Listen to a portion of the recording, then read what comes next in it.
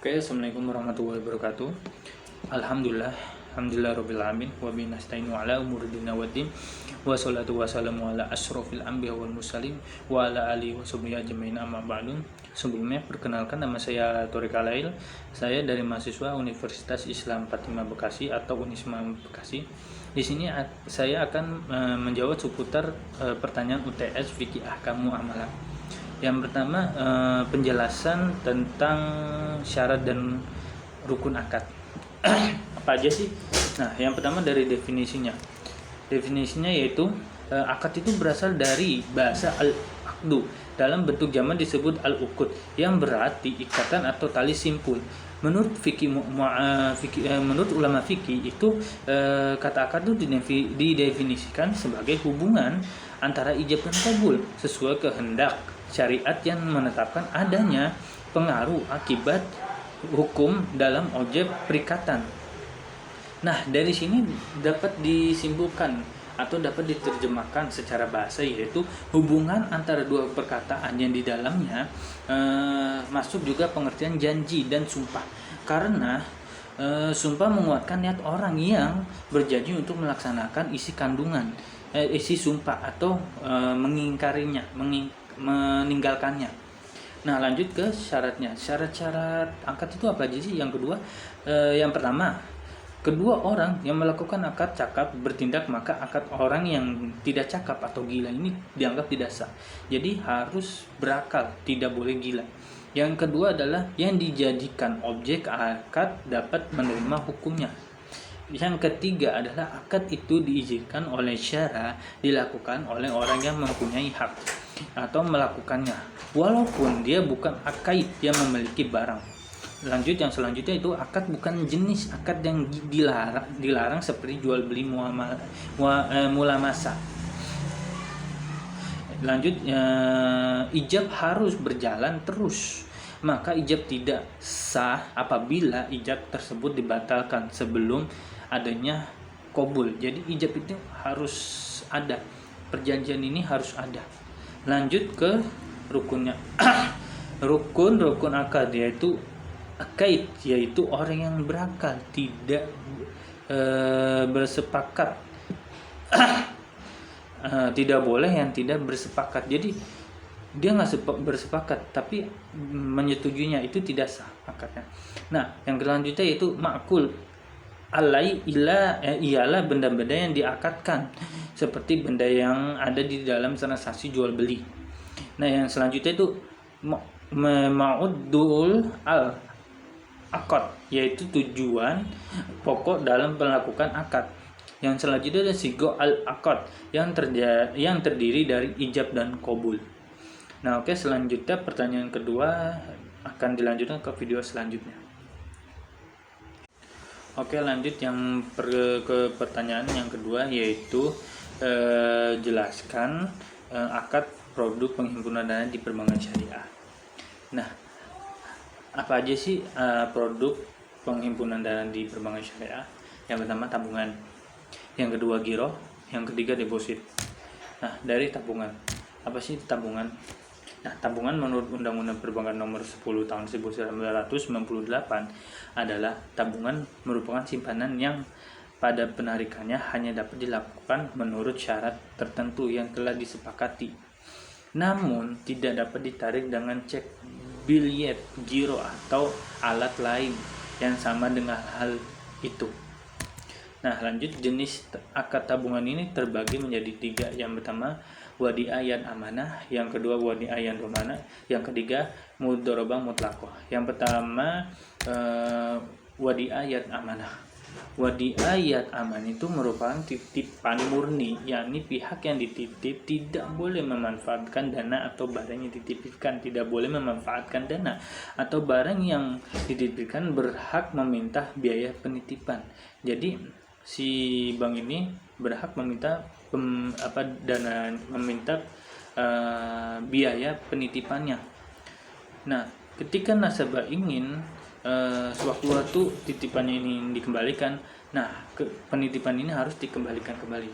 Jadi skemanya seperti ini: si nasabah menitip barang atau uang kepada si bank. Nah, di pihak bank ini meminta biaya penitipan. Nah, berhaklah, tapi dengan syarat pihak bank harus menjaga titipan barang atau uang tersebut. Ketika nasabah ingin mengambil uang atau barang tersebut, harus utuh, tidak boleh ada yang kekurangan ataupun cacat. Lanjut ke akad wadi'ah domana. Akad wadi'ah domana itu titipan yang penerima titipan diperbolehkan memanfaatkan dan berhak mendapatkan keuntungan dari barang titipan tersebut. Nah, jadi skema seperti ini nih. Jadi si nasabah menitipkan dana ke bank. Nah, bank itu di situ dia si nasabah memilih akad wadi'ah domana. Jadi dananya itu dimanfaatkan untuk berinvest. Nah, ketika si bank berinvest dana nasabah itu diinvest oleh bank dan hasilnya menguntungkan, maka hasil untung itu akan dibagikan kepada nasabah. Lanjut ke akad mudharabah mutlak, yaitu di mana sahibul mal memberikan keleluasaan penuh kepada pengelola atau mudharib untuk mempergunakan dana tersebut dalam usaha yang dianggapnya baik dan menguntungkan. Namun pengelola ini tetap bertanggung jawab untuk melakukan pengelolaan sesuai dengan praktik kebiasaan usaha norma yang sehat. Jadi bedanya ini kan sama-sama berinvest. Leluasalah, diberi leluasa untuk berinvest. Tapi dengan syarat berinvestnya itu sesuai atau normal lah, tidak boleh bertentangan dengan ajaran Islam. Lanjut ke yang kedua, yaitu giro. Nah, giro itu menurut Undang-Undang Pokok Perbankan Syariah Nomor 14 Tahun 1967, Bab 1 adalah simpanan pihak ketiga pada bank yang penarikannya dapat dilakukan setiap saat dengan menggunakan cek, surat perintah pembayaran lain atau dengan cara pemindah bukuan. Yang pertama ini jenis akad giro itu dibagi dua, yaitu wadi'ah amanah dan wadi'ah domana. Lanjut yang ke wadi'ah amanah, yaitu sarana penyimpanan dana dalam bentuk mata uang rupiah pada bank syariah yang mengelolaan dana berdasarkan prinsip syariah. Dengan akad wadi'ah amanah, yaitu dana titipan murni nasabah kepada bank yang dapat diambil setiap saat dengan menggunakan media check out dan biliet giro. Nah, jadi skemanya begini, si nasabah menitipkan barang. Nah, jadi sama kayak yang tadi yang tabungan, yaitu si bank meminta biaya penitipan. Nah, di sini bedanya apa? Bedanya itu di sini di saat diambilnya itu boleh menggunakan media check out dan biliet giro. Nah, di situ. Dan yang kedua ada akad wadi'ah domana, yaitu sarana penyimpanan dana dalam bentuk mata uang rupiah pada bank syariah yang pengelolaan dananya berdasarkan prinsip syariah dengan akad wadi'ah domana, yaitu dana titipan murni nasabah kepada bank yang dapat diambil setiap saat dengan menggunakan media check quote dan biliet giro. Nasabah mendapatkan bonus dari bank karena uang yang dititipkan boleh diputar kepada pihak ketiga. Jadi ini ya sama sih seperti kayak apa yang tabungan tadi. Wadi'ah domananya itu sama kayak tabungan, cuma bedanya di sini dia mengambilnya dengan check quote dan biliet giro, sama-sama bagi hasil, tapi bukan bagi hasil terus diberikan bonus nasabahnya, seperti itu. Cuma bedanya cuma pengambilannya aja. Lanjut yang ketiga adalah deposit. Deposit itu adalah simpanan yang pencairannya hanya dapat dilakukan pada jangka waktu tertentu dan cara-cara tertentu. Nah, jenis akad deposit itu cuma ada satu, yaitu mudharabah. Nah, lanjut ke akad mudharabah di deposito, yaitu kerjasama antara dua belah pihak, yang satu memberikan modal, yang satu memberikan tenaga. Jika untung, keuntungannya dibagi dua, jika rugi, kerugiannya ditanggung di si pemodal. Jadi Jadi si deposan itu atau si nasabah itu menitipkan dananya untuk kerjasama untuk melakukan berinvest lah, kerjasama invest. Nah, terus kalau mereka ada untung, mereka akan dibagi dua hasil dari keuntungan itu. Kalau rugi, nah ini akan balik lagi si kerugiannya di pemodal tersebut. Nah itu aja cukup pertanyaan yang kedua. Lanjut, akan dilanjutkan ke video selanjutnya, pertanyaan yang ketiga. Oke, lanjut yang pertanyaan ketiga, yaitu jelaskan akar produk penyaluran dana di perbankan syariah. Yang pertama itu prinsip jual beli. Apa sih itu prinsip jual beli? Yaitu transaksi antara satu orang dengan orang lain yang berupa tukar menukar suatu barang dengan barang yang lain berdasarkan tata cara suatu barang tata cara atau akad tertentu. Pada kenyataan dalam kehidupan sehari-hari ini, pengertian dari jual beli itu adalah penukaran barang dengan uang. Contohnya seperti ini skemanya dah. Jadi ketika kita membeli suatu barang kepada penjual, nah penjual itu akan menawarkan barang mana, barang ini. Nah, ketika di transaksi itu udah ada pengesahan atau sah untuk membeli ini, nah si pembeli akan membayar uang kepada si penjual untuk membeli barang si penjual tersebut. Nah, seperti itu aja skema dan contohnya. Lanjut ke pengertian prinsip bagi hasil mudharabah dan musyarakah. Nah, pertama ke mudharabah dulu. Mudharabah itu diambil dari kata dorob yang secara etimologi bermakna memukul atau berjalan. Nah, sementara secara konseptual pengertian mudharabah berarti akad kerjasama usaha antara dua pihak, di mana pihak pertama menyediakan seluruh modal 100% dan pihak kedua menjadi pengelola. Nah, skemanya seperti ini dah contohnya ya. Jadi nah si nasabah itu memberikan uang 100% kepada si bank dengan adanya perjanjian bagi hasil juga. Jadi perjanjian bagi hasil dan untuk investasinya. Nah, jadi ketika udah ada perjanjian, nah dana yang dikasihkan nasabah 100% itu kepada bank dipakai ke bank, dipergunakan oleh bank untuk proyek atau usaha atau suatu investasi.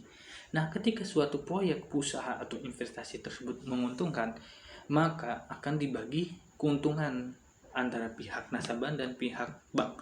Nah, dari pihak nasabah pihak bank, nah pihak bank mendapatkan modal dari dari proyek atau dari investasi tersebut.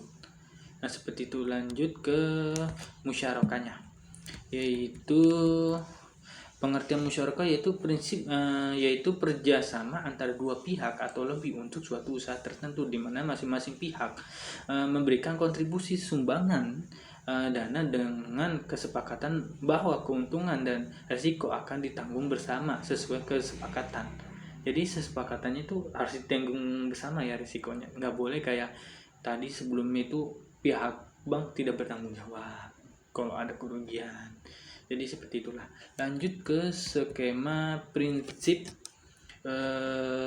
sewa upah atau ijarah, yaitu transaksi sewa ini menyewa barang atau upah, mengubah atau jasa dalam waktu tertentu dengan pembayaran sewa atau upah. Sedangkan kalau IMBT itu adalah kombinasi antara akad ijarah sewa menyewa dengan murabahah atau jual beli. Jadi ini IMB itu adalah ijarah sewa menyewa dengan murabahah atau jual beli. Nah, skemanya seperti apa sih? Ya, jadi seperti ini. Jadi kalau skema IMB itu seperti nasabah datang untuk melihat barang objek sewa ya, pesanan objek sewanya tersebut kepada bank. Jadi si bank itu menawarkan suatu penyewaan produsen. Nah, si bank menawarkan yang mana nih maunya. Nah, ketika udah sini, nah produsen itu harus mempersiapkan.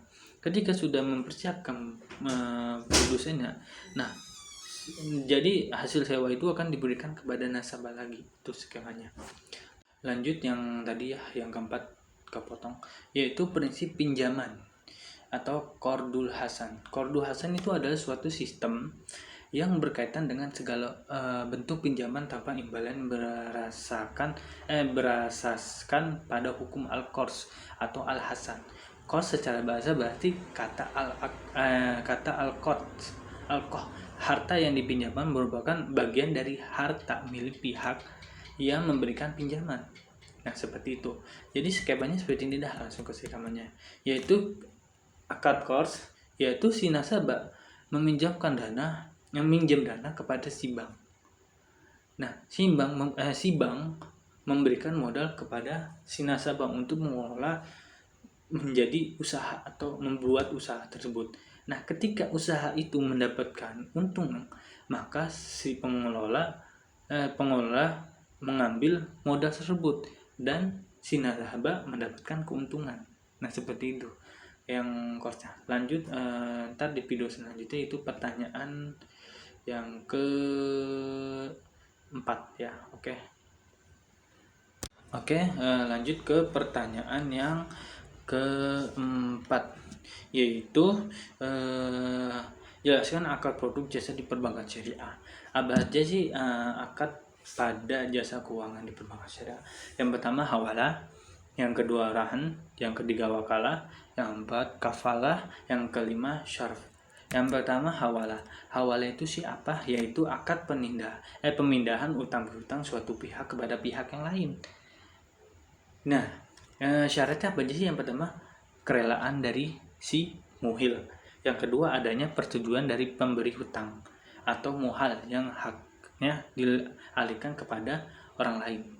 Nah, lanjut yang ketiga itu adanya kesepakatan antara orang yang menanggung hutang dengan orang yang mengalihkan hutang. Lanjut ke rukunnya. Rukun hawal itu yaitu yang pertama pihak yang berhutang, yang kedua pihak yang berpiutang, yang ketiga pihak yang berhutang dan berkewajiban membayar hutang tersebut, yang keempat hutang muhil kepada muhal, yang kelima hutang muhal alai kepada muhil, yang kelima ijab dan qabul. Lanjut ke skema hawalah. Nah, skema hawalah gimana sih? Yang pertama itu muhil melakukan akad dengan bank muhal. Nah, yang kedua itu muhil mengirim barang ke nasabah. Yang ketiga, langkah ketiga itu muhil mengirim invoice ke bank. Nah, yang keempat bank membayar utang nasabah ke muhil. Yang kelima bank menagih utang ke nasabah. Yang keenam, langkah yang keenam itu nasabah membayar utang ke bank. Lanjut contohnya yaitu seperti contohnya seperti Ahmad meminjam uang 2.000 kepada Bobby. Nah, sedangkan Bobby memiliki piutang terhadap Cepot. Nah, dengan jumlah yang sama yaitu 2.000. Nah, si Ahmad ketika itu Ahmad menagih hutang kepada Bobby. Nah, terus Bobby berkata, si Cepot memiliki hutang sejumlah 2.000 kepadaku juga. Nah, dan engkau dapat menagihnya. Nah, itu seperti itu contohnya. Lanjut ke rahan. Apa sih itu rahan? Yaitu menahan salah satu harta milik si peminjam atas pinjaman yang diterimanya atau disebut dengan gadai ya. Syaratnya itu barang yang digadai milik nasabah, bukan milik sendiri. Yang kedua jelas ukurannya, sifatnya, nilainya ditentukan berdasarkan nilai dari real pasar tersebut. Lanjut yaitu rukunnya. Rukun rahan yaitu orang yang menggadaikan. Yang kedua barang yang digadaikan. Yang ketiga orang yang menerima gadai. Yang keempat hutang. Yang kelima jual beli. Lanjut yaitu skemanya. Skemanya seperti apa sih? Yaitu yang pertama langkahnya itu murtahin melakukan akad dengan rohin. Yang kedua, rohin menyerahkan barang kepada murtahin. Yang ketiga, murtahin memberikan utang sesuai taksiran barang kepada nasabah. Yang keempat, nasabah itu membayar utang untuk menembus barang. Yang kelima, murtahin mengembalikan barang tersebut. Jelasnya seperti ini. Jadi Rahin berhutang sebesar 1 juta rupiah kepada murtahin. Nah, ia lantas menyerahkan barang yang dapat dijadikan jaminan untuk melunasi utangnya kepada murtahin. Nah, itu contohnya seperti itu. Lanjut ke yang wakalah. Wakalah itu apa sih? Yaitu pelimpahan kekuasaan dari suatu pihak kepada pihak lain. Nah, dalam hal yang boleh diwakilkan, yaitu syaratnya yang pertama, orang yang memberikan amanat harus mempunyai kekuasaan penuh terhadap urusan yang akan diamanatkan. Syarat yang kedua yaitu yang memberi wewenang harus sudah balik dan berakal sehat. Nah, syarat yang kedua itu masalah yang akan dikuasai harus diketahui serta dipahami oleh orang yang diberikan amanah atau wewenang.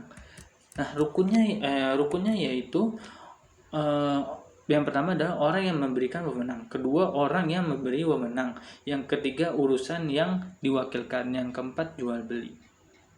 Ijab qabul lah maksudnya. Lanjut ke skemanya, penjelasannya, yaitu langkah yang pertama itu nasabah yang kedua meminta transfer kepada nasabah yang pertama. Nah, si nasabah pertama ini memberikan amanat dan ujur kepada bank yang ditunjukkan untuk nasabah kedua. Nah, bank memberikan uang yang telah diamanatkan oleh pihak nasabah yang pertama. Contohnya seperti ini. Jadi ibaratnya seseorang mewakili kepada orang lain untuk bertindak sebagai wali nikah dalam pernikahan anak perempuannya. Nah, seperti itulah contohnya. Lanjut yang keempat yaitu kafalah. Apa sih itu kafalah? Yaitu jaminan yang diberikan oleh penanggung atau kafil kepada pihak ketiga untuk memenuhi kewajiban dari pihak kedua atau yang ditanggungnya. Ya, syaratnya apa aja sih? Yaitu jumlah utang yang ditanggung harus sudah resmi dan tetap. Nah, yang kedua yaitu jumlah yang ditanggung sudah diketahui. Nggak boleh nggak diketahui. Yang ketiga, penanggung yang disyaratkan harus orang yang ahli dalam menggunakannya. Tidak boleh yang tidak ahli. Lanjut ke rukun kafalah. Rukun kafalah itu ada 4, yaitu orang yang berkewajiban menanggung. Yang kedua, orang yang berhutang atau orang yang ditanggung akan kewajibannya. Yang ketiga, orang yang menghutangkannya. Yang keempat, harta atau barang yang dijamin. Dan lanjut ke skema kafalah. Nah, di sini saya akan menjelaskan skemanya. Yaitu yang pertama-tama itu pemilik proyek melakukan akad dengan nasabah atau kontraktor. Yang kedua, nasabah melakukan akad dengan bank. Yang ketiga, nasabah mengirim BG ke pemilik proyek. Nah, yang keempat itu nasabah melakukan pengerjaan proyek. Yang kelima, bank menjamin pelaksanaan proyek. Nah, yang keenam, pemilik proyek menagih ke bank jika nasabah waprestasi. Nah, lanjut yang ketujuh yaitu bank membayar ke pemilik proyek jika nasabah waprestasi. Nah, proyek memiliki hasil dari proyek tersebut. Nah, contohnya seperti inilah. Si Dina akan membuat usaha ayam bakar, namun belum mempunyai modal. Sedangkan Dona sudah ingin memesan ayam bakarnya. Agar tidak kehilangan konsumen pertamanya, maka dari itu Dina mencari dana untuk meminjamkan uang untuk modal usahanya. Nah, seperti itulah contohnya. Lanjut yang kelima yaitu sarf. Apa itu sarf? Yaitu transaksi jual beli suatu valutan dengan valutan lain. Syaratnya yaitu bukan untuk spekulasi. Yang kedua, adanya kebutuhan untuk transaksi atau berjaga-jaga. Yang ketiga, jika transaksi dengan mata uang sejenis. nilainya harus sama. Yang keempat yaitu jika berbeda jenis maka dilakukan dengan kurs yang berlaku pada saat itu dan tunai. Syaratnya yaitu rukunnya yaitu penjual, yang kedua pembeli, yang ketiga mata uang yang diperjualbelikan, yang keempat nilai tukar, yang kelima ijab kabul. Nah, lanjut ke skemanya. Skemanya gimana sih? Yang pertama itu nasabah dan bank melakukan akad syart. Yang kedua, nasabah memberikan valutan kepada bank untuk ditukar dengan valutan asing. Nah, yang ketiga, bank memberikan valutan asing sesuai dengan kurs kepada nasabah. Oke, selanjutnya pertanyaan yang kelima akan dijelaskan ke video selanjutnya. Oke, di sini saya akan menjelaskan pertanyaan nomor 5 yaitu penjelasan tentang produk pasar modal syariah. Yang pertama ada 3 yaitu pertama saham syariah, yang kedua reksadana, yang ketiga suku.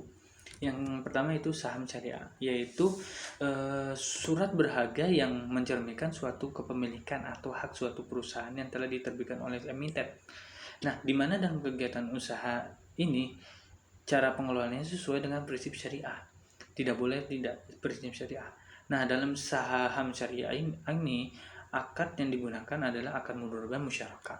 Nah, yang pertama akad mudharabah musyarakah, yaitu akad bekerja sama antara dua pihak atau lebih untuk suatu usaha tertentu, di mana masing-masing memiliki masing-masing pihak memberikan kontribusi dana dengan ketentuan bahwa keuntungan dibagi berdasarkan kesepakatan. Nah, skemanya seperti ini.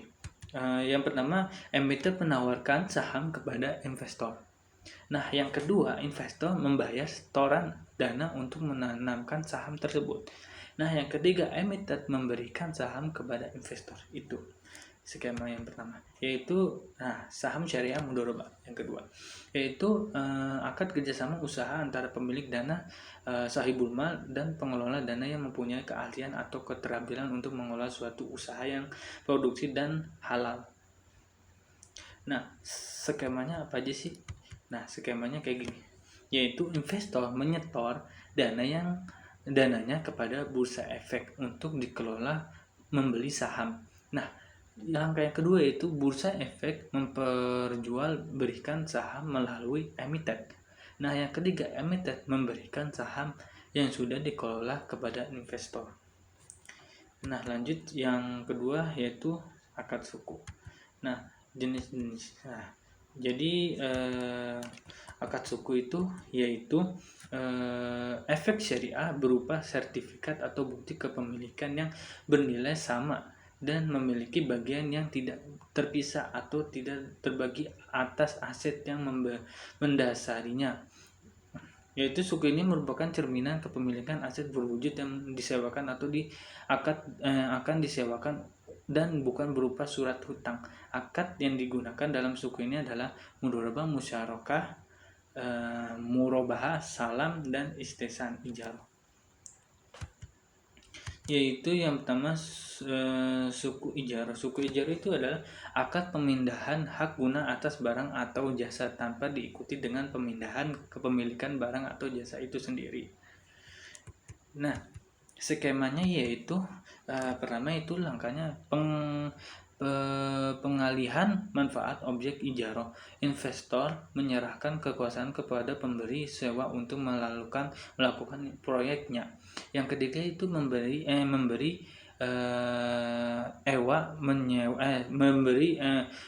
sewa menyewakan jasa tersebut kepada pihak ketiga. Nah, pihak ketiga membayar sewa ke emiten. Nah, emiten membayar cicilan dan sisa fee ijarah ke investor. Lanjut ke suku mudharabah, yaitu suku yang diterbitkan berdasarkan perjanjian atau akad mudharabah di mana satu pihak menyediakan modal rob al-mal dan pihak lain menyediakan tenaga dan keahlian mudharib. Nah, skemanya seperti apa sih? Yaitu pertama, emiten membiayai kegiatan usaha. Yang kedua, setelah proyek dilakukan, pendapatan mendapatkan pendapatan atau keuntungan. Nah, yang ketiga itu distribusi pendapatan untuk investor dan emitter. Nah, pengembalian modal saat jatuh tempo. Lanjut, yang selanjutnya itu suku salam. Suku salam yaitu suku yang diterbitkan dengan tujuan untuk mendapatkan dana untuk modal dalam akad salam, sehingga barang yang akan disediakan melalui akad salam menjadi milik pemegang suku. Nah, skemanya seperti ini, yaitu antara pengelola dana dan emiten membuat nota kesepakatan. Langkah yang kedua yaitu pengelola dana menerbitkan suku kepada investor, lalu investor menyerahkan dana ke pengelola dana, lalu menyerahkan kekuasaan kepada pengelola dana. Nah, yang ketiga itu pengelola dana memberikan dana kepada emiten. Nah, yang keempat yaitu emiten memberikan komoditi atau barang kepada pemilik suku investor. Nah, lanjut, suku musyarakah, yaitu suku yang diterbitkan berdasarkan perjanjian atau akad musyarakah, di mana dua pihak atau lebih bekerja sama menggabungkan modal untuk membangun proyek baru. Nah, pengembangan proyek yang telah ada atau pembiayaan kegiatan usaha. Nah, skemanya seperti apa? Yaitu pertama, kesepakatan untuk suku. Yang kedua, emiten menerbitkan suku dan investor pembiayaan kegiatan suku tersebut. Nah, terus investor menyerahkan segala kekuasaan ke pengelola dana. Nah, yang keempat itu emiten mengerjakan proyek pengelolaan dana, mengatur dan mengawasi proyek tersebut. Nah, yang kelima, setelah proyek selesai, pembagian keuntungan sesuai dengan nisbahnya. Nah, yang keenam, pengembalian modal saat jatuh tempo. Nah, seperti itu skemanya.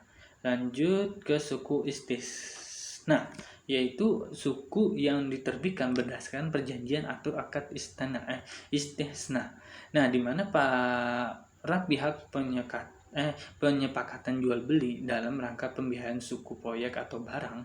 Adapun harga waktu penyerahan dan spesifikasi proyek atau barang tertentu terlebih dahulu berdasarkan kesepakatan. Nah, skemanya seperti apa sih? Yaitu yang pertama, bersepakat menggunakan akad istisna. Nah, yang kedua, kontrak memesan aset dan membayarnya. Yang ketiga, emiten memberi sewa lalu mencicil pembayarannya. Yang keempat, pengelolaan dana menyetorkan hasil sewa kepada investor. Nah, yang kelima, penyerahan dokumen atau aset dari investor ke emiten. Nah, suku murabahah. Nah, suku murabahah yaitu suku yang diterbitkan berdasarkan prinsip jual beli. Penerbit sertifikat suku adalah penjual komoditi, sedangkan investornya adalah pembeli komoditi tersebut. Nah, skemanya seperti apa sih? Yaitu disepakatinya akad murabahah.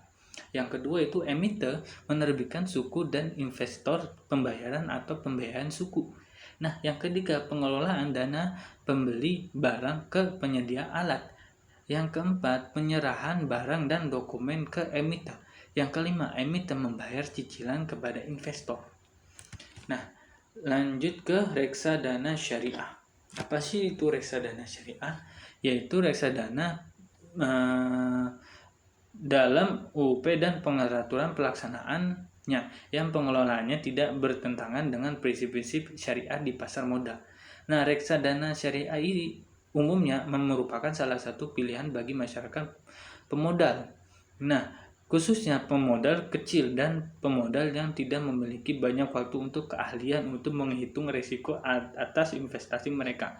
Nah, reksadana dirancang sebagai sarana untuk menghimpun dana dari masyarakat yang memiliki modal, mempunyai keinginan untuk melakukan investasi, namun hanya memiliki waktu dan pengetahuan yang terbatas. Nah, lanjut ke skema reksadana syariah. Yaitu langkah yang pertama yaitu investor menyetor dana kepada manajer investor. Lalu yang kedua, manajer investor itu memberikan laporan kepada Bapepam LK DSN MUI. Nah, yang ketiga itu DSN MUI ini mengawasi manajer investor tersebut. Yang keempat, membeli surat berharga dari pasar modal atau saham, obligasi, dan lain-lain. Yang kelima, jual beli efek. Nah, jual beli efek itu ke emiten. Nah, yang keenam, bagi hasil disesuaikan nisbahnya. Nah, jadi bagi hasil manajer investor ke manajer investasi ke investornya. Nah, jadi seperti itu. Cukup sekian dari pertanyaan yang kelima. Lanjut akan ke pertanyaan yang keenam. Oke, lanjut ke pertanyaan yang keenam, yaitu jelaskan akad-akad yang ada di asuransi syariah dan skema-skemanya. Yaitu yang pertama, akad tabaru. Nah, apa sih itu akad tabaru? Nah, yaitu akad antara peserta untuk menanggung risiko bersama dengan prinsip tolong-menolong dan saling melindungi. Nah, tujuannya yaitu kerjasama ini adalah untuk mencari keuntungan, tapi saling menolong. Bukan untuk mencari keuntungan maksudnya, tapi untuk saling menolong. Nah, rukun dan syaratnya apa aja sih? Yaitu wahid, pemberian hibah. Yang kedua, al-mauhud lahu, penerima hibah. Yang ketiga, as-sigah, yaitu ijab dan qabul. Yang keempat, al-mauhub, yaitu barang atau harta yang diberikan. Yaitu skemanya seperti jadi si nasabah mengasurasikan dananya kepada pihak asuransi. Nah, si pihak nasabah memberikan dana tambahan atau dana hibah kepada si pengelola asuransi. Nah, dana hibah itu diolah oleh pihak asuransi untuk dijadikan dana hibah atau dana penolong. Jadi dana hibah ini untuk menolong orang yang dalam kesulitan. Jadi misalnya nih, dalam asuransi itu banyak peserta. Nah, ketika ada salah satu dari peserta itu dalam keadaan darurat atau dalam darurat ibaratnya, itu dana hibah itu akan bisa dipakai untuk orang tersebut atau peserta tersebut. Nah, seperti itulah contoh skemanya. Lanjut, yaitu yang kedua, yaitu akad mudharabah. Yaitu akad mudharabah adalah pengaturan bagi hasil investasi kumpulan dana tabaru untuk peserta. Pembagian tersebut tidak boleh mengandung perjudian, riba, dan ketidakpastian. Nah, pelaksanaannya juga transparan dan nasabah mengetahui detail hasil investasi yang dibagikan. Nah, rukunnya itu seperti pertama itu pemilik modal maupun pelaksana usaha. Yang kedua, modal dan kerjasama atau objek mudharabah. Yang ketiga ijab qabul atau persetujuan kedua belah pihak. Yang keempat, nisbah keuntungan. Nah, syarat-syaratnya yaitu adanya pemilik modal dan pengelola dana yang sudah balik dan berakal sehat. Yang kedua, adanya modal yang diserahkan dalam bentuk yang jelas, bukan utang. Yang ketiga, modal dapat berupa uang tunai atau aset lainnya.